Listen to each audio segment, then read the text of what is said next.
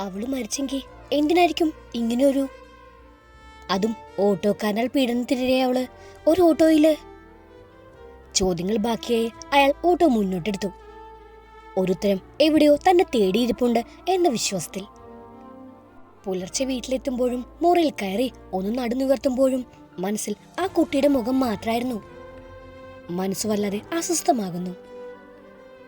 നടന്നതെല്ലാം സത്യമോ മിഥ്യയോ എന്ന് പോലും, എല്ലാം ഒരു സ്വപ്നം പോലെ. ആഹാ, നിങ്ങൾ വന്നിട്ട് കുറെ നേരമായോ? എന്നിട്ട് ഓട്ടോയുടെ ശബ്ദമൊന്നും കേട്ടില്ലല്ലോ. അല്ലെങ്കിൽ തന്നെ വന്ന ഉടനെ കുളിച്ചൊരു ചായ ഉണ്ടാക്കാൻ പറയുന്ന ആളാ. ഇതിപ്പോ എന്താ പതിവില്ലാത്തൊരു കിടത്തം? എന്തെങ്കിലും വയ്യായിക്കുണ്ടോ നിങ്ങൾക്ക്? അയാളുടെ പതിവില്ലാത്ത കിടത്തം കണ്ട് അസ്വസ്ഥതയോടെ മാലതി അരികിലേക്ക് ഇരിക്കുമ്പോ അയാൾ കണ്ണുകൾ തുറന്ന് ആലസ്യമായെന്ന് മൂളി. പിന്നെ ജനലിലൂടെ പുറത്തേക്ക് നോക്കിക്കിടന്നു. നിങ്ങൾക്കിത് എന്താ പറ്റിയ മനുഷ്യ? വയ്യെങ്കിൽ വാ തുറന്ന് പറയേ, അല്ലാതെ എങ്ങനെ മനസ്സിലാവാനാ? കാശ് ചിലവാകുമെന്ന പേടികൊണ്ട് ശരീരത്തിന്റെ വയ്യായിക മനസ്സിൽ തന്നെ വെച്ചേക്കല്ലേ. എന്തെങ്കിലും ഉണ്ടെങ്കിൽ പറ. മാലതി വേവലാതിയോടെ അയാളെ നോക്കുമ്പോ അയാൾ വേറെ എന്തോ ചിന്തയിൽ എന്നോണം കിടക്കുകയാണ്. അയാളുടെ ആ ഭാവവും ഒന്നും മിണ്ടാതുള്ള കിടപ്പും കണ്ടപ്പോഴേ മാലതി വേഗം എഴുന്നേറ്റ് വാതിലിനടുത്തേക്ക് നടന്നു. മോളെ, എടി ഒന്നിങ്ങ് വന്നേ നീയേ. വേവലാതിയോടെ അവർ അടുക്കളയിലേക്ക് നോക്കി വിളിക്കുമ്പോ ജോലിക്ക് പോകാനുള്ള തിരക്കിൽ ഉച്ചയ്ക്ക് കഴിക്കാനുള്ള ചോറ് ടിഫിൻ ബോക്സിലാക്കുന്ന തിരക്കിലായിരുന്നു വർഷ. അസ്വസ്ഥത നിറഞ്ഞ അമ്മയുടെ വിളി കേട്ട് അവൾ ചോറ്റും പാത്രം അവിടെ വെച്ചു വേഗം. എന്തു പറ്റിയമ്മേ എന്നും ചോദിച്ചുകൊണ്ട് ഹാളിലേക്ക് വരുമ്പോ മാലതി മോളെ വിളിക്കുന്നത് കേട്ട് അയാൾ വേഗം എഴുന്നേറ്റ് ഭാര്യ ശബ്ദം താഴ്ത്തി ശകാരിക്കുകയായിരുന്നു. എടി, നിനക്ക് എന്തിന്റെ കേടാ? നീ ഇപ്പൊ എന്തിനാ ആ പെണ്ണിനെ വിളിച്ചത്? ഒന്ന് സ്വസ്ഥമായി കിടക്കാൻ സമ്മതിക്കില്ലേ? എന്നാ പിന്നെ ഈ സംസാരം നിനക്ക് നേരത്തെ ആവായിരുന്നില്ല മനുഷ്യ. വെറുതെ മനുഷ്യർ തീ തെറ്റിക്കാനായിട്ട്. എന്നിട്ടിപ്പോ മോളെ വിളിച്ചേനാ കുറ്റം. അയാളെ മാലതി ദേഷ്യത്തോടെ നോക്കുമ്പോ എന്തു പറ്റിയമ്മേ എന്ന് ചോദിച്ചുകൊണ്ട് വർഷ ആ മുറിയിലേക്ക് എത്തിയിരുന്നു. ഹോ, ഒന്നുമില്ല മോളെ, നിന്റെ അച്ഛൻ രാവിലെ കയറി കിടക്കുന്നത് കണ്ടപ്പോ പതിവില്ലാത്ത ആണല്ലോ എന്ന് കരുതി എന്ത് പറ്റിയെന്ന് ചോദിച്ചതാ. ചോദിച്ചിരുന്നു, ഉത്തരമില്ലെന്ന് മാത്രല്ല ഒരേ കിടപ്പ് കിടക്കുന്നത് കൂടെ കണ്ടപ്പോ വെപ്രാളത്തോടെ വിളിച്ചതാ. അപ്പതേ എഴുന്നേൽക്കുന്നു മോളെ വിളിച്ചതെന്ന് കുറ്റം പറഞ്ഞുണ്ട്.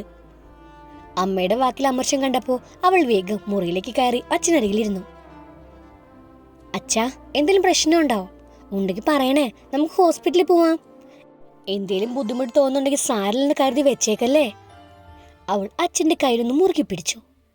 അവരുടെ രണ്ടുപേരുടെയും മുഖത്തെ ഭാവം കണ്ടപ്പോ അയാൾക്ക് മനസ്സിലാവുന്നുണ്ട് രണ്ടുപേരും നന്നായി പേടിച്ചിട്ടുണ്ടെന്ന്. അതുകൊണ്ട് തന്നെ തന്റെ കയ്യിൽ പിടിച്ച മകളുടെ കയ്യിൽ അയാൾ മുറുക്കി പിടിച്ചു. അച്ഛനൊന്നുമില്ല മോളെ, മനസ്സിന് കുറച്ച് അസ്വസ്ഥത തോന്നി, അതുകൊണ്ട് വന്ന് കിടന്നതാ. അതെന്തു പറ്റി? ഇന്നുവരെ അച്ഛനെ അസ്വസ്ഥനായി കണ്ടിട്ടില്ലല്ലോ. അതിനു മാത്രം എന്തു പറ്റി അച്ഛാ? അവളും അമ്മയും അയാളെ തന്നെ ഉറ്റുനോക്കുമ്പോ പറഞ്ഞാൽ അവർ വിശ്വസിക്കുമോ എന്നായിരുന്നു അയാളുടെ ചിന്ത.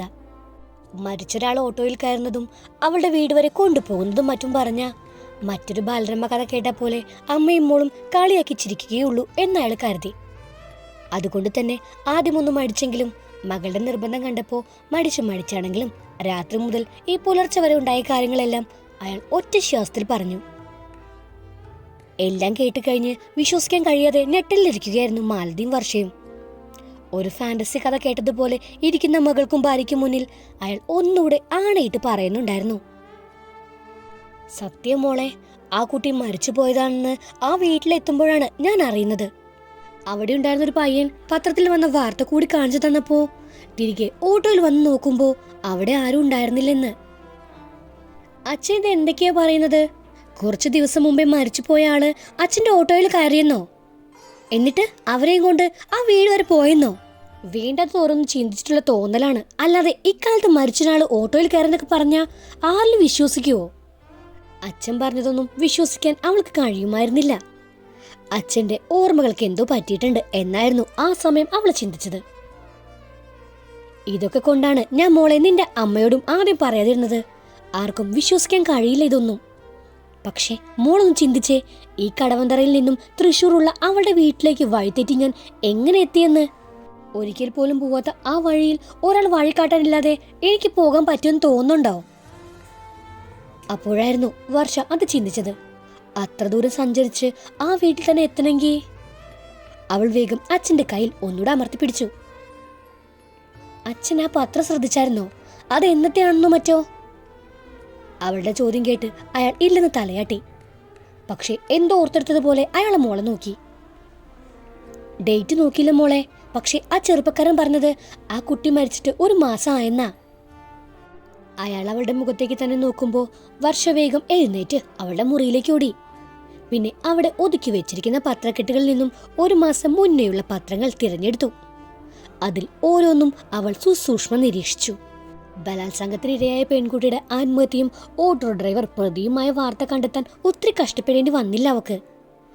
ആ പേപ്പറുമായി തിരികെ അച്ഛന്റെ മുറിയിലേക്ക് എത്തി അയാൾക്ക് മുന്നിൽ അവൾ ആ പത്രവാർത്ത നീട്ടി.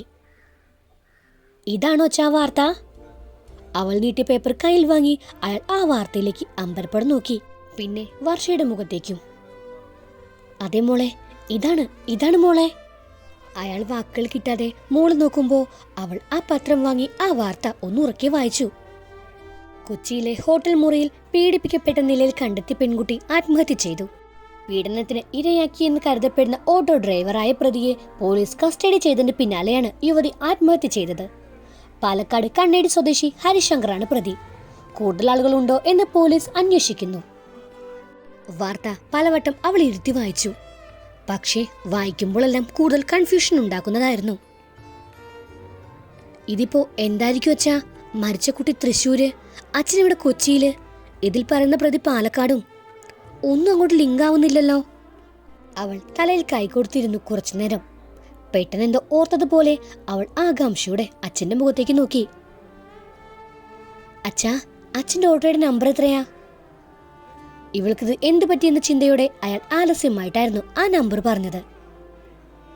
അവളുടെ മനസ്സിൽ ആ നമ്പർ ഒന്നുകൂടി ഉരുവിട്ടു. വർഷ വീണ്ടും വീണ്ടും മനസ്സിൽ ആ നമ്പർ ഉരുവിട്ടുകൊണ്ട് വേഗം മൊബൈലെടുത്ത് ഗൂഗിൾ സെർച്ച് ചെയ്തു. അച്ഛാ, KL9 പാലക്കാടാണ്. അപ്പോ ഞാൻ മനസ്സിൽ ചിന്തിച്ചതുപോലെ തന്നെ ആയിരിക്കും സംഭവിച്ചിരിക്കുന്നത്. വർഷ മുഖവരെയെന്നോണം പറയുമ്പോൾ അച്ഛനും അമ്മയും ഒന്നും മനസ്സിലാവാതെ അവളെ തന്നെ നോക്കിയിരിക്കുകയായിരുന്നു. നീ കാര്യം തച്ച തെളിച്ചു പറ മോളെ. മനുഷ്യനല്ലെങ്കിൽ ആകെ ടെൻഷൻ കാരണം ഇല്ലാണ്ടായി, അതിന്റെ കൂടെ നീയും കൂടെ. അയാൾ വിമിഷ്ടത്തോടെ മുഖത്തെ വിയർപ്പ് തുടയ്ക്കുമ്പോൾ മനസ്സിൽ രൂപപ്പെടുത്തിയെടുത്ത കാര്യങ്ങൾ പറയുകയായിരുന്നു വർഷ. എനിക്ക് തോന്നിയൊരു കാര്യം പറയട്ടെ ഞാൻ.